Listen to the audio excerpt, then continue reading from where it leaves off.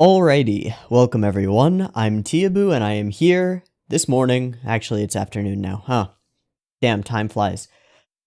I'm here for Kaguya-sama. Love is War, aka Kaguya-sama wants to be confessed to, aka a bunch of other things. But they're going with Love is War as the main title, so that's what we're going with. I've been hearing a lot of hype about this show. It aired this morning. People have been saying that they really liked it. Some other people have been saying that it was kind of generic and tropey. I don't know. But there's been a lot of hype in the pipeline about this show, which makes me think that I might be disappointed because often when there's lots of hype, I end up disappointed. But we will let the show speak for itself and we will find out for ourselves. So, episode 1, something about a movie. Okay, cool. Oh, I have to make a thumbnail for this. I'm sure I can find some art. It'll be fine. Yeah. So, the way I've heard this show described is the mind games of a psychological thriller type anime applied to a romance. Okay, could be an interesting take. I've been sort of wanting a good rom-com, so if this ends up being a good rom-com with something interesting to it, then that'll be great to have in the lineup. If it's terrible, which I doubt it will be, then we'll have an empty slot on Saturdays. We'll see. Anyway, Kaguya-sama, Love is War. I also want to say that my mic has been doing a weird thing where it sometimes creates this like muffly distortion stuff. I'll go through the whole audio track in post-production and like remove out any portions of it that I possibly can so that it doesn't impact your experience too much. I've got a new cable for it coming tomorrow, which will hopefully resolve the problem completely, but it's been really annoying, and so if you hear any weird like whooshy whooshy muffly noises, it's an electronic interference thing or something. I don't know. It's something shit with my audio setup and it sucks. So, apologies for that if it happens. I'm watching this on Crunchyroll. There will be 2 versions. There will be a version with the full video in the video, and that will be available on BitChute and Mega in links in the description. So if you want that, you can go and get it. If you want to just watch the timer-based version on YouTube, it'll be a timer-based version. There will be a beep beep timer. It'll go boop boop boop beep, and on the beep in the green light, that's the same frame that Crunchyroll starts playing on my screen. All right? All right. Beep beep timer goes here.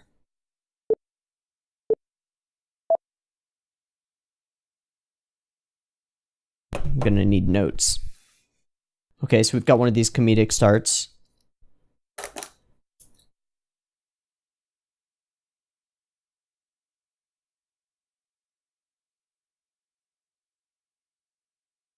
Nice, cute.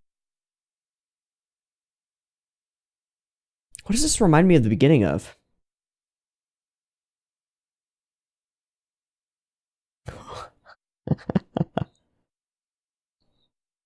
Okay.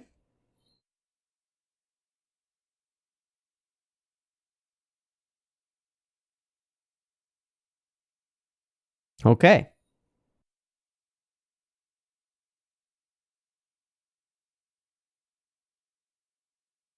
Okay, so we've set up the whole premise. Nice.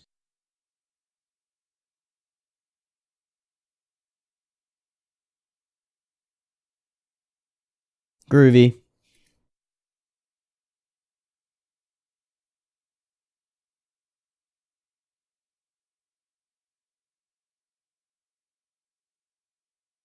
Who's doing this OP?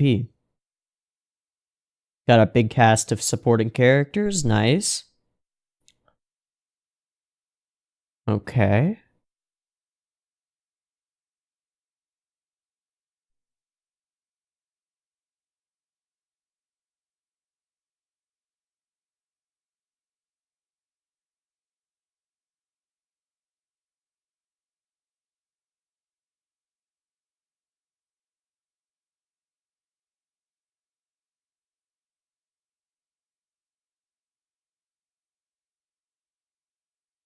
Epic Records Japan. Okay, but we didn't see. It was in Japanese, so I missed it. Damn. I'll look it up after.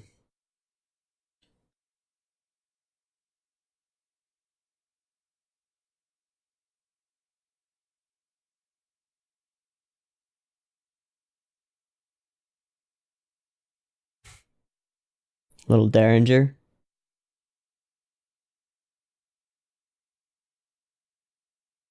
Nice. That was a nice OP. Okay, so we're taking a note from Kill la Kill.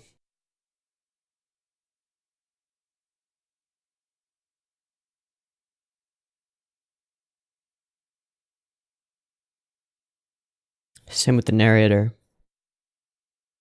The over-the-top narrator. Love it.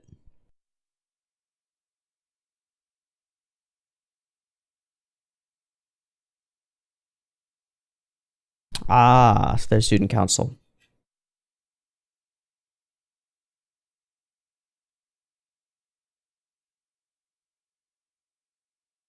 Okay.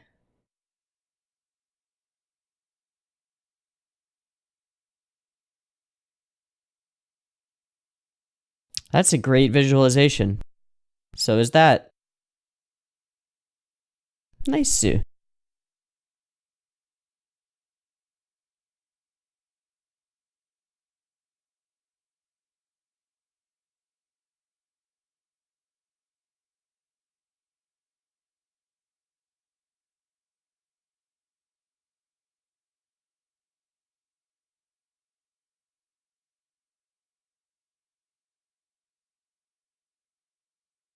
Solid gold. Damn. Mm-hmm.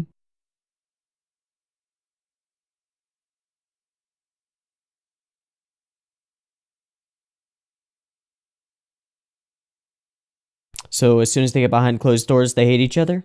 Hate each other? Ooh, interesting shot. Full CG space. Doubly interesting shot. Full CG space in a void. Nice.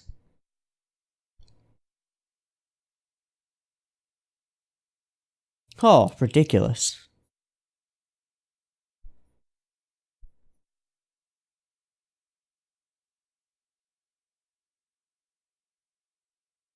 Nice background choice. Very shafty. I heard a lot of the staff are shaft have shaft in their past history.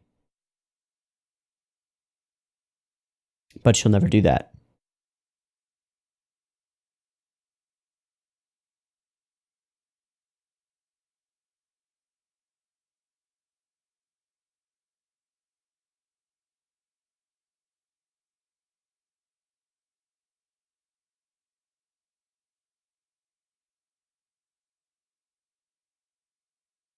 Ha ha ha.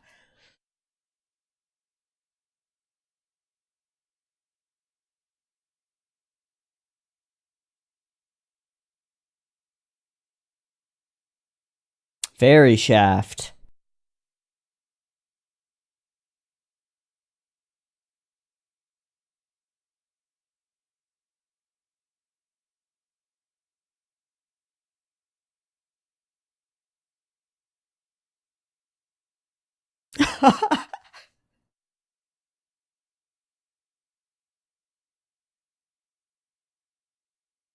Wow.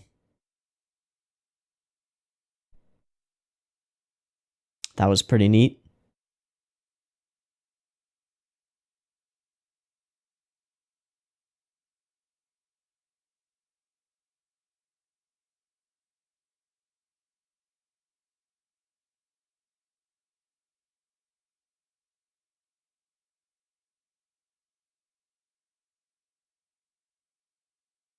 Hmm.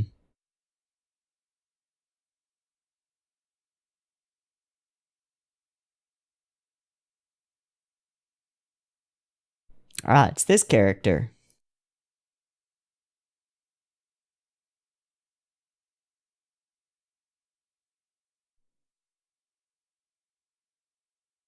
Why did we point out the single steamed bun?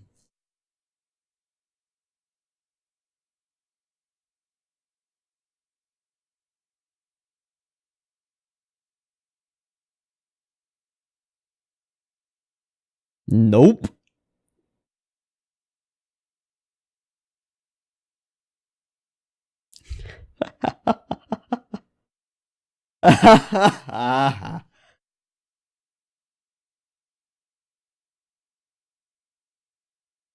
Oh no!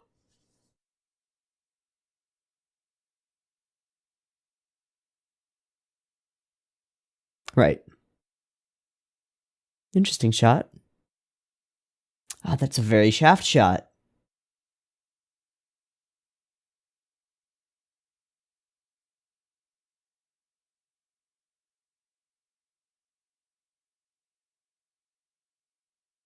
The scan lines. It's nice.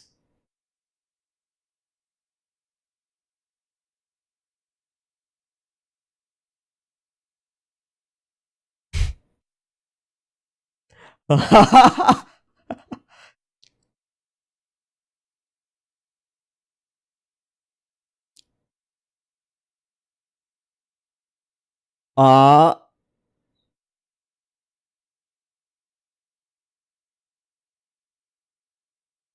right.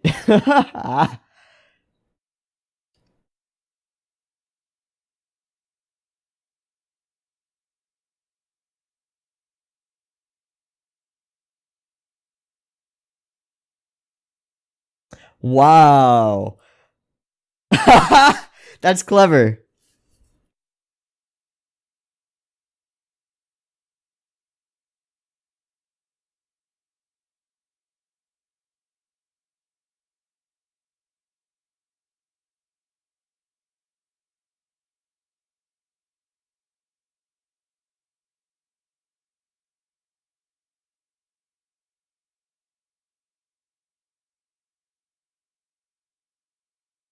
Ooh, that's clever. Rutro.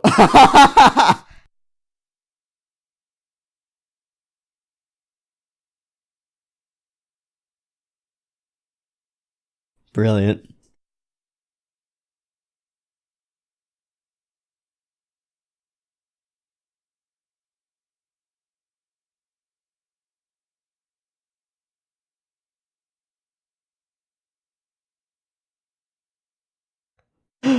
You lost.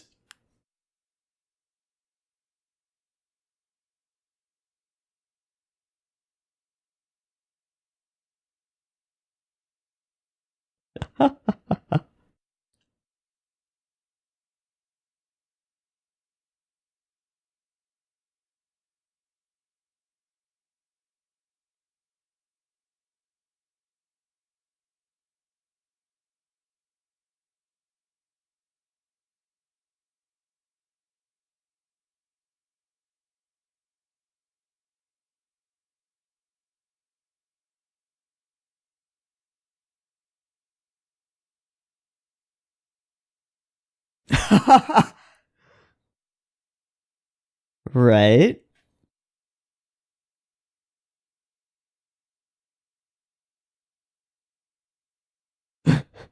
I think you've killed them. Ah, that was the setup. Okay. Chekhov steamed bun.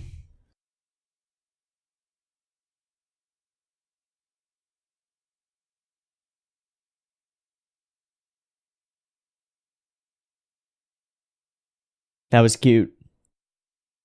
Cute character acting.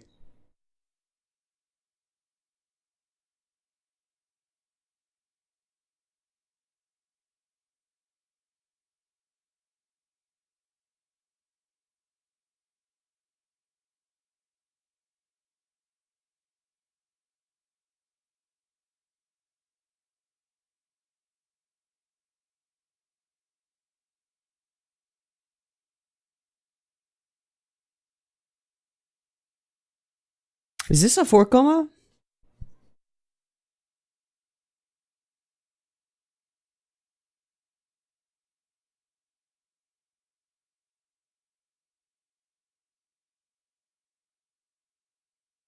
She read it to herself.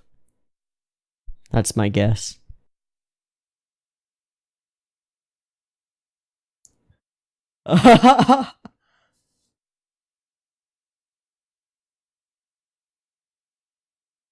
Wow, the whole pencil.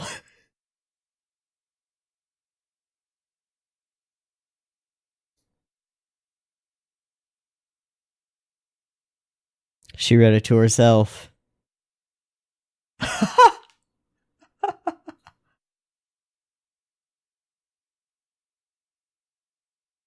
It's great use of like old TV, old VCR footage effects to make the in their imagination scenes feel different.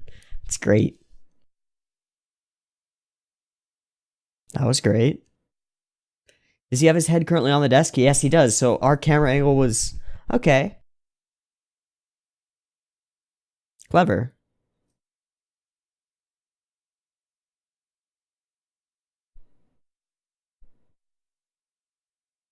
Okay, she didn't write it to herself.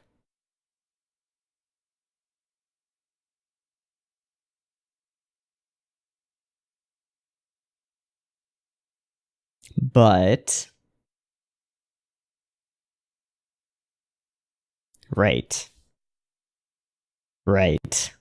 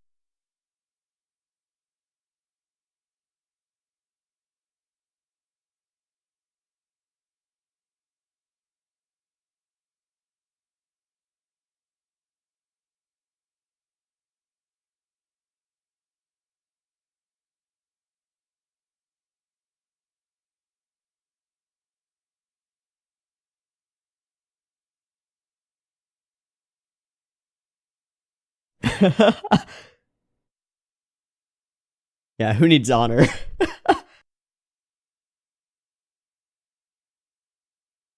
A forbidden move.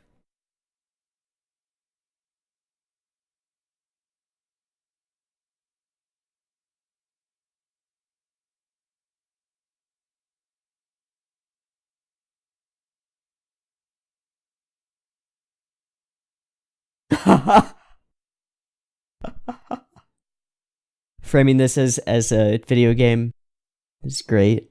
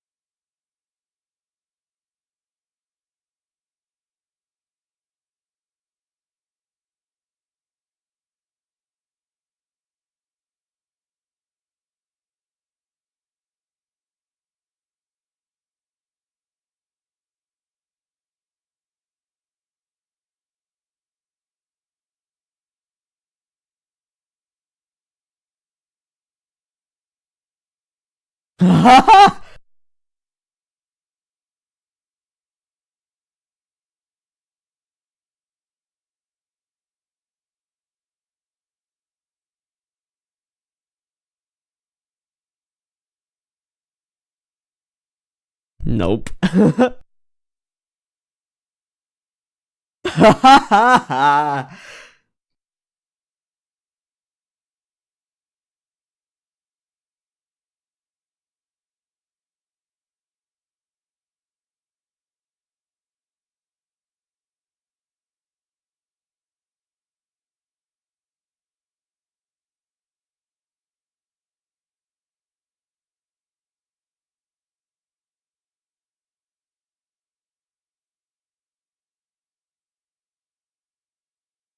Another vignette.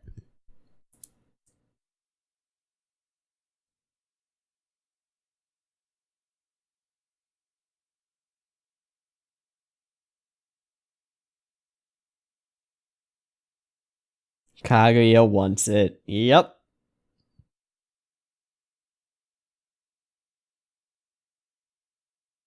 Hmm.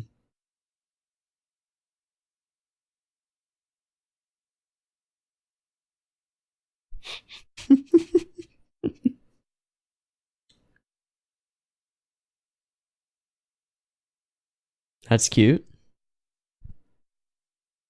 Ooh, very Shaft.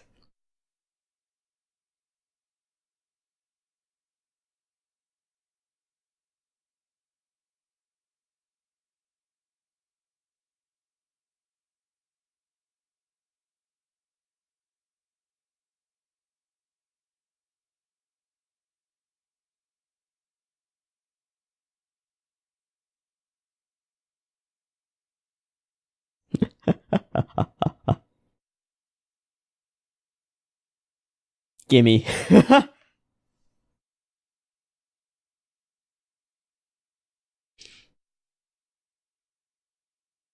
Of course. Let the battle begin. Alright, so the wrench is here.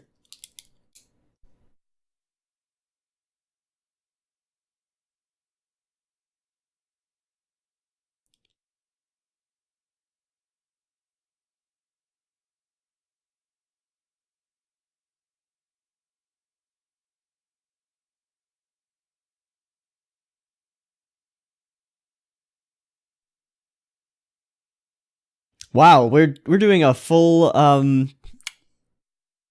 Shokugeki no Soma scene. This is great.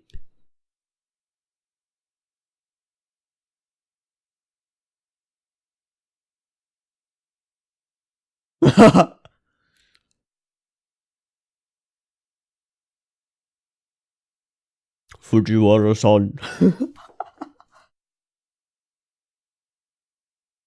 Murderous intent. Go, go, go, go, go, go.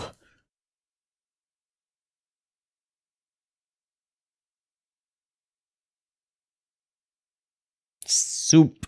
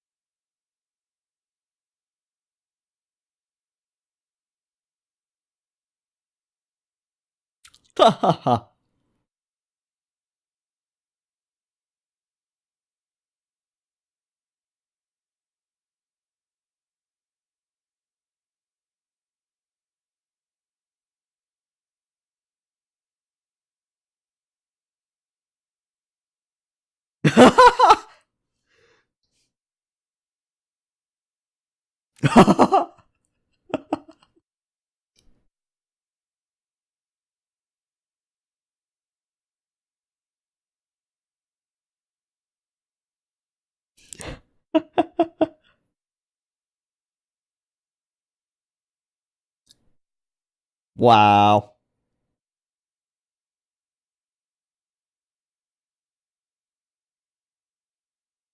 No, you didn't. You had your cooks do that.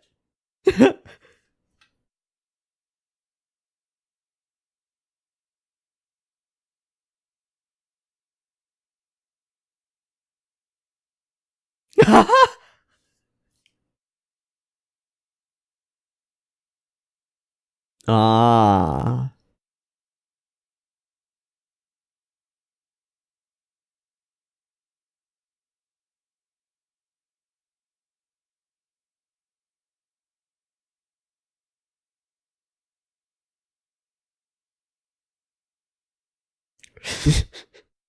Not quite according to plan.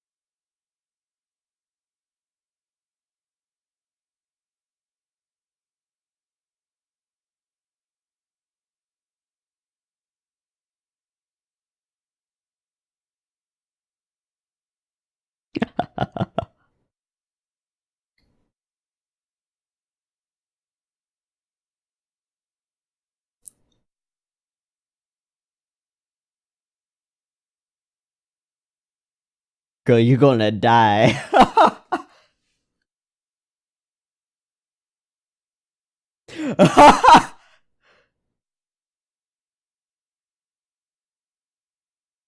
Oh, man.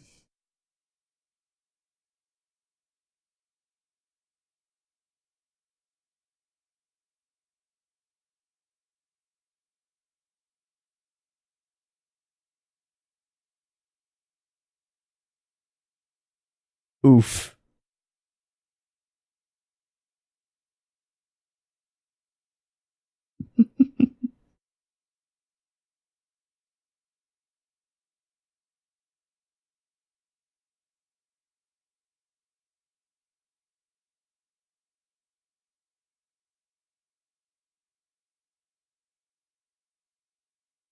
Hell yeah.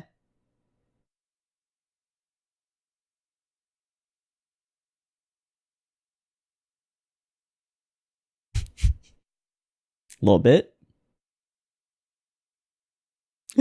Cattle.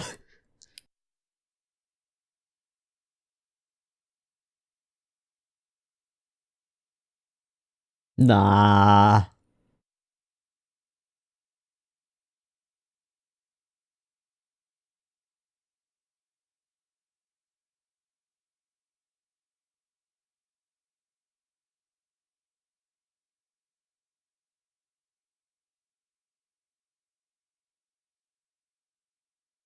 Introduced to this maid character.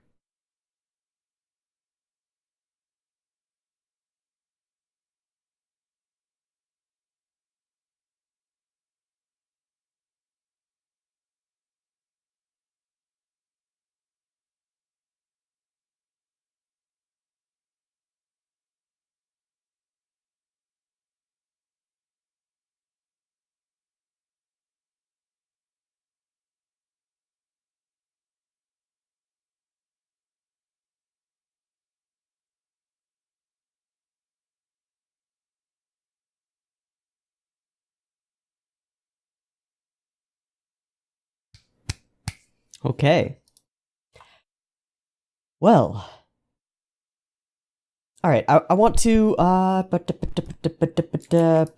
Kaguya-sama Love is War. Find this on Mal. Main voice of Kaguya. Main voice of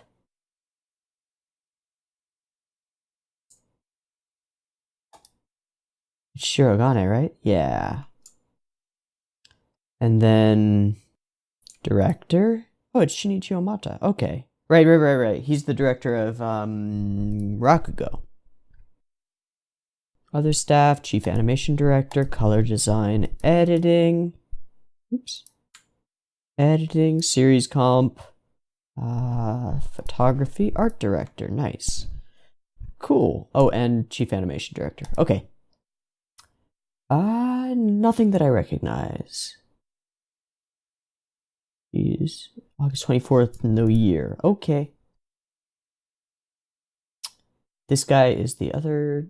Is the guy. Oh, he's shorter. Oh. Oh. What other main cast are you?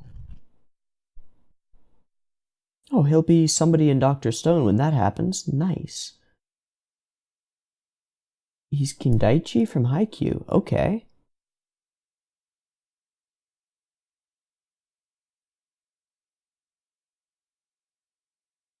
Smoking Lightning. Oh, he's Saitama. That's where I recognize the voice from. Okay. That makes sense. Alright. Cool. Shinichi Omata is the director who has also done some other stuff, and he's done Rakugo, right? Shogen Roku. Yeah, there we go. Under a different name. Okay. Nada. Oh, Kuroshitsuji. Okay, so this guy works, he's a staff position at A1. Editing on Sangatsu makes sense. Editing on some of the Monogatari films makes sense. and editing on Sakamoto. Okay, cool. This guy did what? Series composition? Where is it? I don't see it. Oh, there it is. Series composition. Yeah, okay. Amatora, Bang Dream, nothing of great interest except he did some script for some episodes of Rakugo. Okay. DP on Blue Exorcist, Gate. So a lot of crap. But also Space Brothers. Okay, interesting. And he's done work on Clover shows as well as A1 shows. Okay, cool. Angel Beats background art on this, and he's the art director on this. Okay, not too much experience, but he's doing a good job. This is what? What are you on Kaguya-sama? Chief Animation Director. What? I don't want to bookmark. Director. Joshiraku. Oh, he was the animation director on one of the Madoka movies. Neat. And on some of Prison School, okay. Shauna. Taboo Tattoo.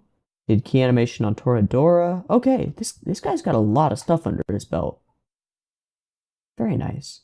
Oh, and Flying Witch. Okay. Nice. Very nice. So there's a whole lot of staff with a lot of overlap with Shaft. And the Shaftisms and Shaft influence definitely shows in this piece. So what Shaft does better than anybody else in the business is make scenes from like just characters talking that isn't super interesting and make them over the top visually engaging by using colorful backgrounds, a lot of background movement and background animation, and putting the characters in like non-space. We saw a lot of that with the black and white pattern backgrounds in this. And then we also saw some of the interesting Shaftisms where they'll do stuff like take characters' hair, and instead of trying to make the hair look like hair, they make it a cutout of a different pattern and throw that on there. And there was some of that in this episode as well. I really liked the use of like old VCR footage effects. So the sort of grainy footage and then the scan lines going through it to differentiate between stuff going on in the characters' heads and the actual events playing out. I thought that was really effective, and I liked the way that it worked out. We've got this over-the-top narrator. Right, who's the narrator? Yutaka Oyama, who is... This is his only narrator role. Lots of supporting cast in lots of things. Almost like no main cast. Actually, I think he literally has no main cast roles. Literally none. Wow. But tons and tons of supporting characters. Cool. Very cool. He's got a great voice for being the over-the-top comedic narrator. I think that was really excellent. Yeah, so we've got our talented girl. I loved the way that they showed that with the trophies falling from the sky and with like lots of impact. Visually engaging, really useful, really interesting. And then we had all of the like certificates coming in as though they're pieces of like a shifting puzzle. That was pretty cool. We've got this sort of light pink-haired, very naive girl character who's sort of the wrench in their plans. She's the innocent bystander who gets in the way. I loved the setup in one of the vignettes of the steamed bun because they point it out early on and then they go long enough for you to basically forget about it until they go click sugar and then they desire the steamed bun. So that's like Chekhov's steamed bun, right? We set up that it's there. We set up that it's important. We're wondering why it's important. And just that wondering is enough to keep us engaged despite, I mean, there's a ton of other stuff going on that makes it engaging. this show is playing with tropes in interesting ways. For example, the mechanical pencil crack the lead is a huge, super common trope, right? You're writing with the mechanical pencil, somebody says something, and then the lead cracks. Instead, the entire pencil cracks, and then he tries to put it back together, and then while he's taping it, he hears something else and breaks it again. It's just little cute things taking it over the top and making us as the audience aware that they are self-aware while they're producing this show. They're self-aware of their place in the broader scope of what anime is, and they're playing with it, and that's great. I wouldn't necessarily call this a parody. It's a different take on the same genre of like light novel romance type stuff. Wouldn't call it exactly a parody, but it is definitely tongue-in-cheek for sure. Firmly planted in cheek. Let me see, what else? The OP is dope. Right, who did the OP? That's something I wanted to look up.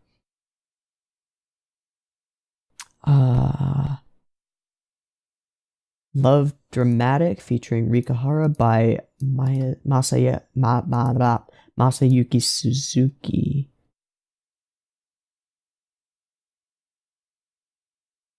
Do you have a Mal profile?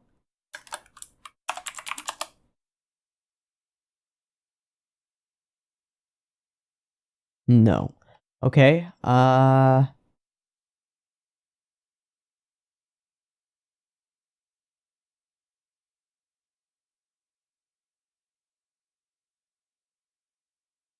Huh?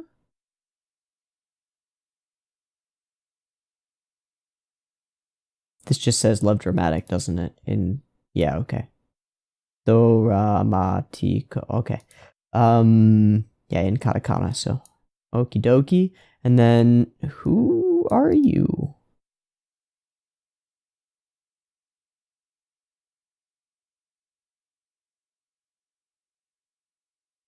Who are you? Japanese singer, trademark of mustache on glasses, a member of Rats and Stars. Okay, so it's just some guy. Okie dokie then.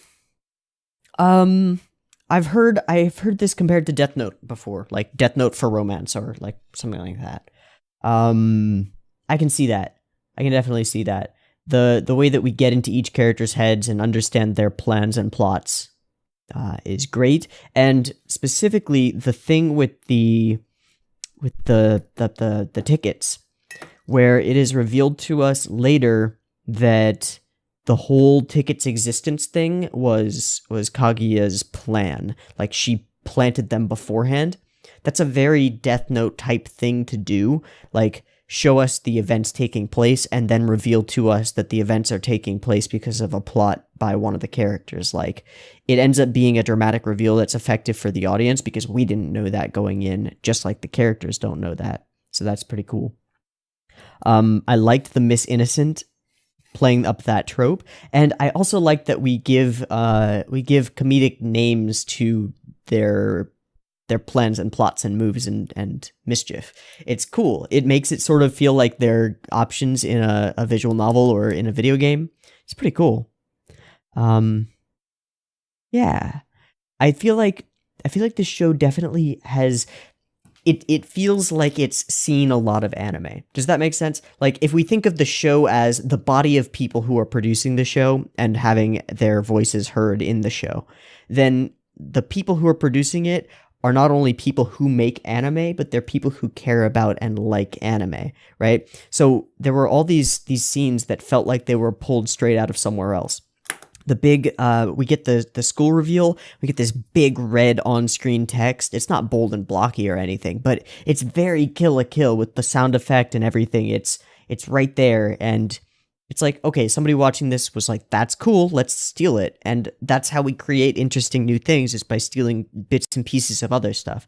So this takes a lot of Shaftisms and stuff, and some Kill la Kill over the topness and some trigger flair, and it mashes it all together into a really good first episode.